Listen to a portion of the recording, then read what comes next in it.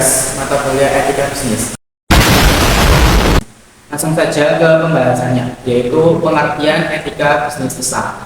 Istilah etika berasal dari kata Yunani ethos yang berarti kebiasaan atau perilaku. Menurut KBBI, etika adalah ilmu tentang baik dan buruk serta hak dan kewajiban moral. Dengan demikian, etika dapat dipahami sebagai norma yang membimbing manusia agar bertindak benar dan bertanggung jawab. Sementara itu, kata bisnis merujuk pada kegiatan usaha untuk memperoleh keuntungan. Etika bisnis merupakan pedoman moral agar aktivitas usaha berjalan jujur, adil, dan tidak merugikan pihak lain. Dalam Islam, nilai moral bersumber dari Al-Quran dan hadis, sehingga bisnis dianggap bagian dari ibadah bila dilakukan dengan cara yang halal dan benar. Etika bisnis Islam berlandaskan ajaran syariah, maqasid al-syariah, dan fikih muamalah yang menekankan kemaslahatan, keadilan, serta larangan atas kecurangan dan kezaliman. Selanjutnya adalah peran etika bisnis Islam. Etika bisnis Islam berfungsi membentuk pelaku usaha yang jujur, adil, dan bertanggung jawab. Nilai-nilai seperti kejujuran, keadilan, dan kepedulian sosial menjadi dasar dalam setiap keputusan bisnis. Etika ini juga mendorong ekonomi yang berkelanjutan melalui prinsip transparansi dan keadilan. Selain itu, etika bisnis Islam menekankan pentingnya mempertimbangkan dampak sosial dan lingkungan dalam aktivitas usaha. Dengan menjunjung integritas dan amanah, hubungan bisnis yang penuh kepercayaan dapat tercipta dan mendukung keberhasilan usaha. Next ada fungsi dan tujuan etika bisnis Islam. Fungsi dan tujuan etika bisnis Islam diantara lain yaitu 1. Mengatur perilaku usaha, 2. Menjaga reputasi bisnis, yang ketiga menghindari kezaliman, yang keempat mendorong amanah dan kepercayaan, yang kelima memperkuat tanggung jawab sosial, yang keenam menjaga keseimbangan, menghormati hak keseimbangan, dan yang ketujuh menghormati hak individu, yang kedelapan mendukung pembangunan keberlanjutan, yang ketiga, yang terakhir, mengarahkan bisnis ke arah kebaikan. Selanjutnya ada jenis-jenis etika bisnis Islam. Jenis-jenis etika bisnis Islam diantara lain yaitu 1. Etika individu dalam bisnis Islam. Yang kedua, etika transaksi bisnis. Yang ketiga, etika dalam kompetisi. Yang keempat, etika organisasi dan manajemen. Yang kelima, etika pemasaran dan promosi. Yang keenam, etika hubungan dan stakeholder. Yang ketujuh, etika inovasi dan pengembangan produk. Yang kedelapan, etika penyelesaian sengketa. Yang kesembilan, etika penggunaan teknologi dan digitalisasi. Dan yang terakhir, etika investasi dan keuangan. Selanjutnya ada konsep keadilan dalam bisnis Islam.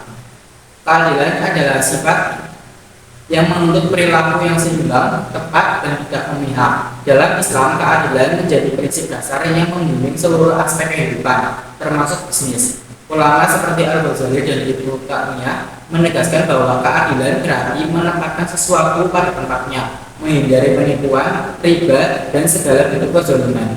Keadilan juga menjadi fondasi stabilitas ekonomi, sebagaimana ditegaskan Ibnu Khaldun dalam etika bisnis Islam. Keadilan mencakup perilaku jujur, transparansi, harga yang wajar, serta pembagian risiko dan keuntungan secara proporsional. Dengan penerapan keadilan, pelaku usaha dapat menjaga keseimbangan kepentingan pihak-pihak terkait dan menjalankan bisnis sesuai tuntutan syariat. Selanjutnya ada konsep kejujuran dalam bisnis Islam. Kejujuran adalah sikap yang selaras antara perkataan dan perbuatan tanpa menipu atau menyembunyikan kebenaran. Dalam Islam, kejujuran atau siddiq dipandang sebagai inti akhlak mulia dan menjadi dasar sah transaksi bisnis. Ulama seperti Al-Ghazali dan Ibnu Miskawai menegaskan bahwa kejujuran merupakan ciri jiwa yang bermoral, sedangkan Al-Qaradawi menekankan pentingnya kejujuran dalam jual beli untuk mencegah kecurangan, riba, dan manipulasi. Dalam dunia bisnis, kejujuran membangun kepercayaan, meningkatkan kredibilitas, dan menjaga keberlanjutan hubungan antar pelaku usaha dengan menunjukkan integritas dan akuntabilitas. Kejujuran tidak hanya memperkuat etika bisnis Islam, tetapi juga menciptakan sistem ekonomi yang lebih adil dan berkelanjutan. Next, konsep tanggung jawab sosial. Tanggung jawab sosial adalah kewajiban individu atau perusahaan yang bertindak dengan mempertimbangkan kesejahteraan masyarakat dan dampak lingkungan dari aktivitas mereka. Dalam bisnis, konsep ini berarti perusahaan tidak hanya mengejar keuntungan, tetapi juga memberikan manfaat sosial dan mengurangi dampak negatif. Dalam Islam, tanggung jawab sosial sejalan dengan nilai keadilan, amanah, dan kemaslahatan. Ulama seperti Al-Ghazali dan Yusuf Al-Qaradawi menekankan bahwa setiap aktivitas ekonomi harus membawa manfaat, menjaga lingkungan, serta menghindari kerusakan. Bentuk tanggung jawab sosial dalam bisnis Islam mencakup pemberdayaan masyarakat, penciptaan lapangan kerja, bantuan melalui zakat dan sedekah, serta pengelolaan sumber daya alam secara berkelanjutan. Prinsip ini membantu membangun citra positif perusahaan dan memastikan bahwa kegiatan usaha berjalan secara etis dan bermanfaat bagi masyarakat luas. Dan yang terakhir ada kesimpulan.